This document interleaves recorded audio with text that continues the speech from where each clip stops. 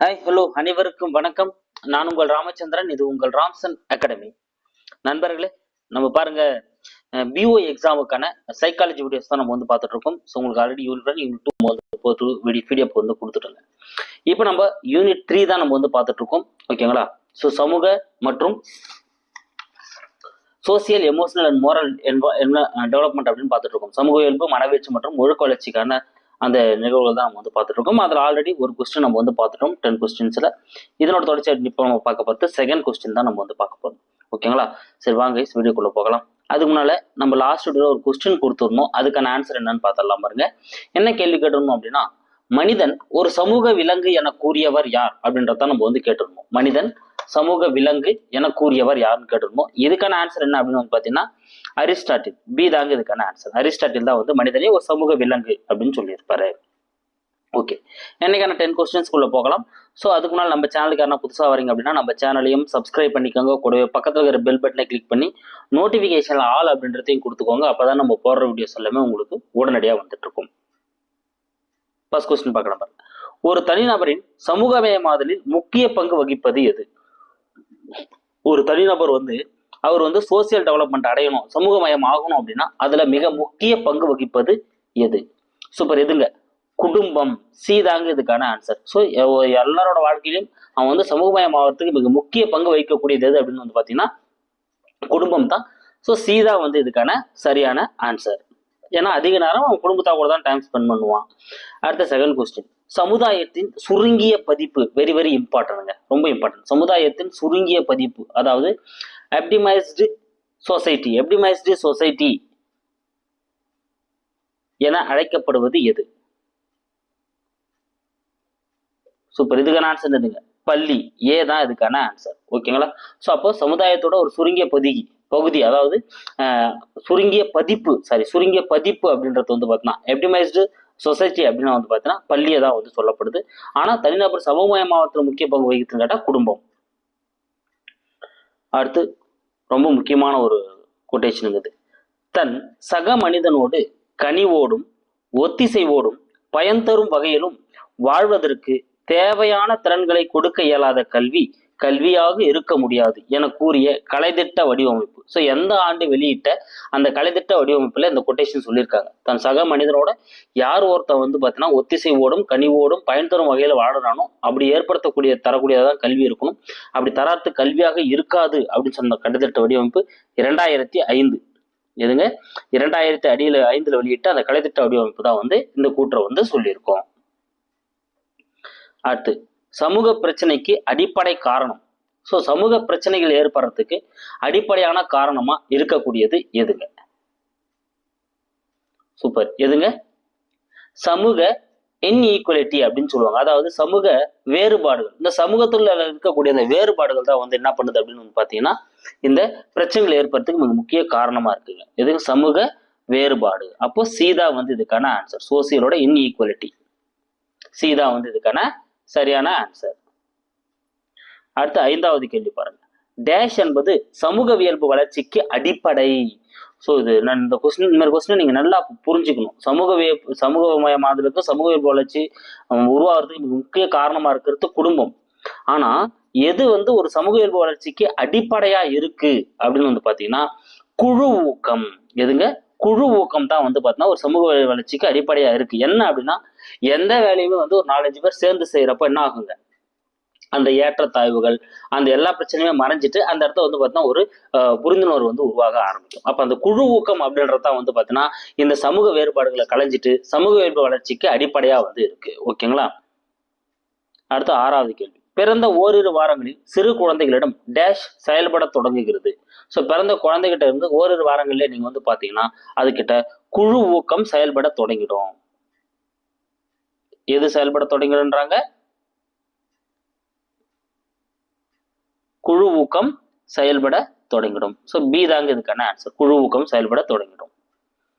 அடுத்து, சமூகவியல்பு பெறுதலில் பொருந்தாதது எது? அதாவது ஒரு மனிதன் ஒரு குழந்தையோ ஏதோ ஒருத்தர் ஒரு சமூகவியல்பு அவங்க வந்து சமூக உணர்வோட சமூகவியல்பு பெற்றுட்டாங்க அப்படின்னா அவங்க கிட்ட என்னென்னலாம் இருக்கும். அப்ப அந்த சமூகவியல்பு பெறுதலோட வந்து தொடர்பு இல்லாம இருக்கிறது எது? ஓகே, அதாவது முதல்ல வந்து சமூக உணர்வு பெறுதல். 3 நிலைகள்ல தான் வந்து ஒருத்தன் சமூக உணர்வு வந்து பெறலாம். முதல்ல வந்து சமூக உணர்வு பெறுதல். ஆமாங்க. சோசியலை பத்தி, சொசைட்டியை பத்தி அதிகமா திங்க் பண்றது, அதை ஒரு உணர்வா எடுத்துக்கிறது.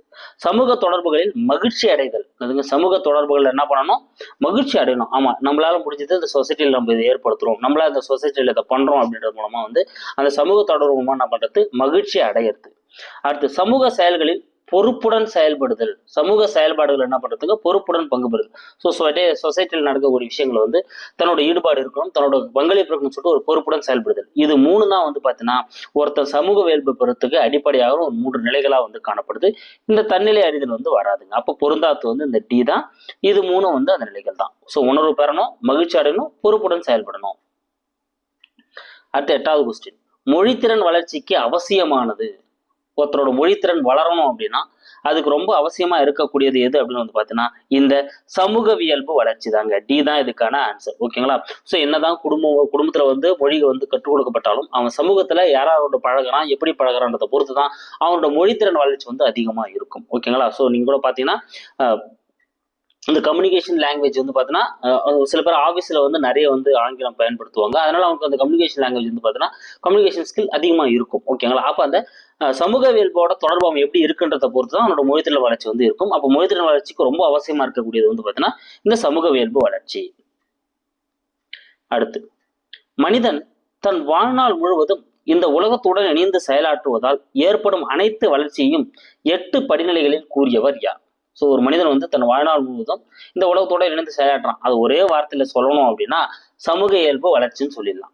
கரெக்டுங்களா? ஆனா கொஸ்டின்ல நம்மளுக்கு இப்படிதான் கொடுப்பாங்க. அப்போ நம்ம இந்த சமூக இயல்பு வளர்ச்சின்னு புரிஞ்சுக்க முடியாம என்ன பண்ணுவோம்? தப்பு பண்ணிடுவோம். சமூக இயல்பு வளர்ச்சி தான் இப்படி டெப்தா கொடுத்துருக்காங்க. மனிதன் தன் வாழ்நாள் முழுவதும் இந்த உலகத்தோட இணைந்து செயலாற்றுவதால் ஏற்படும் அனைத்து வளர்ச்சிகளையும் 8 படிநிலைகளில் கூறியவர் யார்? சூப்பர். யாருங்க? எரிக்சன். எரிக்சன் தான் என்ன பண்ணியிருப்பாரு? 8 படிநிலைகளை வந்து என்ன பண்ணியிருப்பாரு? குறிப்பிட்டிருப்பாரு. 8 படிநிலைகளை வந்து யார் குறிப்பிட்டிருப்பாருங்க? எரிக்சன் தான் வந்து குறிப்பிட்டிருப்பாரு. அப்போ சி தான் வந்து இதுக்கான சரியான ஆன்சர். அடுத்து, எரிக்சனின் 8 படிநிலைகள். எரிக்சனோட 8 படிநிலை பொறுத்தவரை வந்து பார்த்தீங்கன்னா அவர் 2ஆ பிரிச்சிருப்பாரு. அதாவது நிறைய ஆளுமை, குறை ஆளுமை. ஃபுல் ஆளுமை பெற்றவங்களுக்கு ஒரு 8 ஆகும், ஆளுமை வந்து குறைவா இருக்கவங்களுக்கு ஒரு 8 வந்து நம்ம பிரிச்சு சொல்லியிருப்பாரு. அதுல 8 படிநிலைகள் 3ஆம் படிநிலையை கடந்து 4ஆம் படிநிலையின் போது குழந்தைகள் டேஷ் பள்ளிக்கு வருகின்றனர். ஸோ முதல் 3 படிநிலை, அதாவது நம்பிக்கை, தன்னாட்சி, தான் தொடங்காற்றல், இதுதான் வந்து முதல்ல 3 கொடுத்துருப்பாரு. இந்த 3 முடிச்சுட்டு அவன் 4th ஸ்டேஜுக்கு வரப்போ, அதாவது கடின உழைப்பு அப்படின்றத 4th ஸ்டேஜில் கொடுத்துருப்பாரு. அப்போ அவன் எந்த பள்ளிக்கு வரான் அப்படின்னு வந்து பார்த்தீங்கன்னா தொடக்க பள்ளிக்கு வரக்கூடியவனா இருப்பான். அப்ப பி தான் வந்து இதுக்கான ஆன்சர். தொடக்க பள்ளிக்கு தான் வந்து வராங்க, 3ஆம் நிலை முடிச்சுட்டு 4ஆம் நிலைக்கு. ஓகே, இந்த 10 கொஸ்டின்ஸ் உங்களுக்கு வேகமாக ஒரு ரிவிஷன் கொடுத்துறேன் பாருங்க. ஒரு தனிநபரின் சமூகமயமாதலில் முக்கிய பங்கு வகிப்பது யாருன்னா குடும்பம். சமுதாயத்தின் சுருங்கிய பதிப்பு என அழைக்கப்படுவது வந்து பள்ளி. தன் சக மனிதனோடு கனிவோடும் ஒத்திசைவோடும் பயன்தரும் வகையிலும் வாழ்வதற்கு தேவையான திறன்களை கொடுக்க இயலாத கல்வி கல்வியாக இருக்க முடியாது அப்படின்னு சொன்ன கலைத்திட்ட வடிவமைப்பு 2005. சமூக பிரச்சனைக்கு அடிப்படையான காரணம் என்னதுங்க? சமூக வேறுபாடு, இன்இக்வாலிட்டி இருக்கிறது தான். சமூக இயல்புக்கு வளர்ச்சிக்கு அடிப்படையா இருக்கிறதுல குழு ஊக்கம். அது பிறந்த ஓரிரு வாரங்களே குழு ஊக்கம் வந்து ஸ்டார்ட் ஆயிடுது. சமூக இயல்பு பெறுதலில் பொருந்தாது எதுன்னு பார்த்தீங்கன்னா சமூக செயல்களில் தன்னிலை அறிதல். சமூக செயல்களில் தன்னிலை அறிதல் தான் வந்து பொருந்தாம இருக்கிறது. மொழித்திறன் வளர்ச்சிக்கு அவசியமானது எதுனா சமூக இயல்பு வளர்ச்சி வந்து மொழித்திறன் வளர்ச்சிக்கும் அவசியமானதா இருக்கு. மனிதன் தன் வாழ்நாள் முழுவதும், அதாவது சமூக இயல்பு வளர்ச்சியில 8 நிலைகளை சொன்னவர் யாருன்னா எரிக்சன். எரிக்சன் தான் 8 நிலைகளை சொல்லியிருப்பாரு. அதுல 3ஆம் நிலை முடிந்து 4ஆம் படியின் போது குழந்தைகள், அதாவது கடின உழைப்பின் போது எப்பங்க இருப்பாங்க அப்படின்னா தொடக்க கல்வியில வந்து இருப்பாங்க. இந்த வீடியோக்கான உங்களுக்கான கேள்வி, எரிக்சனின் கோட்பாட்டில் உள்ள 5வது நிலையானது சிக்மண்ட் ஃப்ராய்டு. ஃப்ராய்டுனா சிக்மண்ட் ஃப்ராய்டு குறிக்குது. ஃப்ராய்டின் டேஷ் நிலையை ஒத்து காணப்படுகிறது. ரொம்ப ரொம்ப முக்கியமான ஒரு கொஸ்டினுங்கிறது. இதுல சிக்மண்ட் ஃப்ராய்டோட எந்த நிலையை ஒத்து காணப்படுகிறது அப்படின்னு கேட்கப்பட்டிருக்கு. இதுக்கான ஆன்சர் என்ன வரும் அப்படின்றத கமெண்ட்ல சொல்லுங்க. 4 ஆப்ஷன்ஸ் இருக்கு. இல்லைனா வெயிட் பண்ணுங்க, நாளைக்கு போடுற வீடியோல நான் உங்களுக்கு இதுக்கான ஆன்சரை வந்து நான் உங்களுக்கு சொல்லிடுறேன். ஓகேங்களா? So thank you guys. கண்டிப்பா அந்த கொஸ்டின்ஸ் எல்லாமே உங்களுக்கு பயனுள்ளதா இருக்கும். நம்ம சிலபஸ் வைஸாக தான் கொடுத்துட்டு வந்துட்டு இருக்கோம். ஸோ அதனால நல்லா புரிஞ்சு வச்சுக்கோங்க. அடுத்த வீடியோல வந்து நான் உங்களை சந்திக்கிறேன். Thank you guys.